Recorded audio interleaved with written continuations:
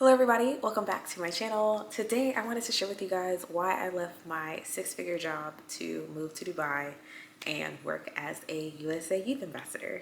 So for those who don't know my history, I have a bachelor's in electrical engineering. I went to North Carolina A&T State University, Aggie Pride, always and forever. And then when I graduated, I started working in the defense industry. I worked for about 2.5 years before I tried to quit the first time. I got sucked back in for a bunch of different reasons, but I tried to quit then because I wasn't feeling aligned with what I really wanted to do and who I really wanted to be in that job. And when I tried to quit, someone was like, oh, you should just do a leave of absence. And so I did a 6-month leave of absence. I'll probably talk about that in that video because I traveled to like 10 countries during that time. That was kind of like my quarter life crisis. And now I went back to that company, worked there for another few years. And then when COVID started, I started to feel even worse about like not being aligned with who I am. And so divine guidance, I was scrolling one night on social media. Actually, I don't know if this counts as social media. I was scrolling on LinkedIn in the middle of the night. And as I do sometimes, like you're scrolling in bed, and I saw this ad and it was like, do you have a unique story as an American? Do you like in embracing other cultures? Would you want to go to Dubai for free? For free? For free. Okay, cool. So I clicked on it, looked at it, and I was like, this doesn't look like a scam, but I'm not sure.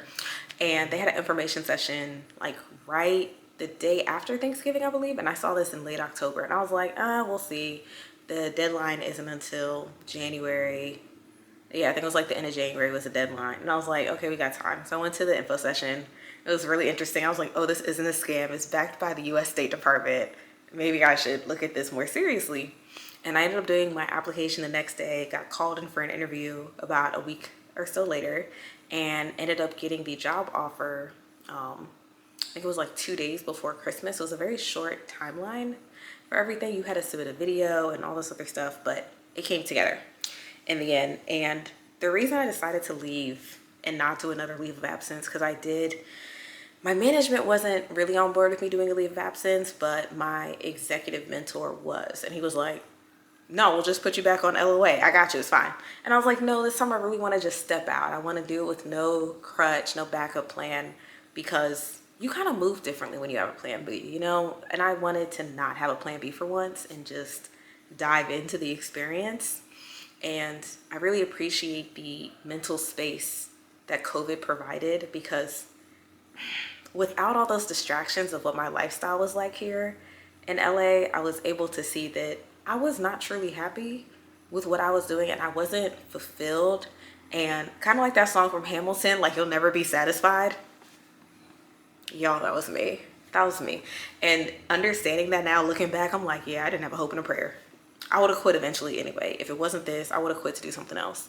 And no regrets for that at all. I think there was definitely a lot to be learned. If I had to go back, I'd probably do the same thing again. I would still take that job, but I would go into it with a different mindset. I don't think I was ready for the cultural shift that came with moving to the Middle East. I don't think I was ready for what life would be like without a support system and the way that I didn't have one there, because I've traveled extensively before. I've been gone for months at a time, but this was the first time that I've had a time difference that was, I think it was like exactly 12 hours between home and where I was living, which for the first time meant that I couldn't just call people at almost any time of day. Like if I was working in the evening, I didn't talk to anybody, and I had to work evenings a lot.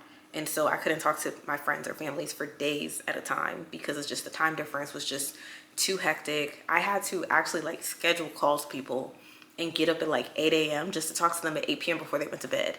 And it was just very, very hard to maintain. It didn't work for my relationship. It was just rough. It was just really, really rough. And so I don't regret the decision. I regret the way I executed it in some ways. I wish I had been a little more prepared for what I was getting into. I wish I did a little more research about the area I was moving to so that I could be better prepared for what I was getting into. And I wish I had reached out to more of the people that were going to be moving with me ahead of time, because I was really like trying to figure it out, trying to figure out everyone's personalities. And I was also one of the oldest people that was doing this job because the age range was 18 to 29. And I was 28 at the time, I believe, when I started. So I was like, yo, this is a lot. It's a lot of different cultures, people with different religions, people with different ethnic backgrounds. And some people I have like a 10-year age gap. And I'm like, oh my God. Gen Z is different. Love y'all, but y'all are different. Y'all are different. Like, people are not joking. Generational differences are real. It's like a real thing. But overall, if you are debating leaving your job, I would say as long as you have a plan and you can pay your bills and they're not gonna come knocking on your door to repo your car, go for it. And I will say I'm in a very unique situation because I have a very strong technical degree to fall back on. I think as long as you have a plan for what if this doesn't go the way I want it to go in the timeline I want it to go in, what will I do? Then I think it's fine. I wish people did this more. We don't really have that culture here, the culture of gap years. I think it's such a beautiful concept, and I experienced that a lot when I was studying abroad. So many people were like, oh, I did a gap year, that's why we're the same age, or oh, I'm gonna do a gap year after uni. That is a beautiful system because it gives you some time on your own. As I mentioned in a previous video, single lonely time, as people like to call it, is not a bad thing. Having solo time with yourself to learn, grow, and understand yourself without the interference of anybody else is a blessing. And so having that time for me traveling by myself, going to Dubai, living out there, I had friends, I had some people that I was hanging out with, I had roommates, but I did a lot of days where I would just rent a car and just explore the city by myself, go out to coffee by myself, go to the beach by myself, and just experience the city on my own. And those were some of my most precious memories of when I was there, because it was me time getting to like really embrace this new culture and these people.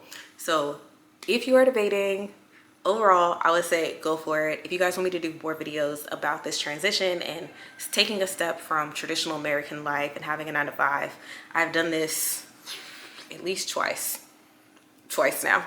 So I wouldn't say I'm an expert, but I do have experience in it. So if you guys have any questions, definitely link them below in the comments. And until next time, live life well, guys. See you next week. Bye.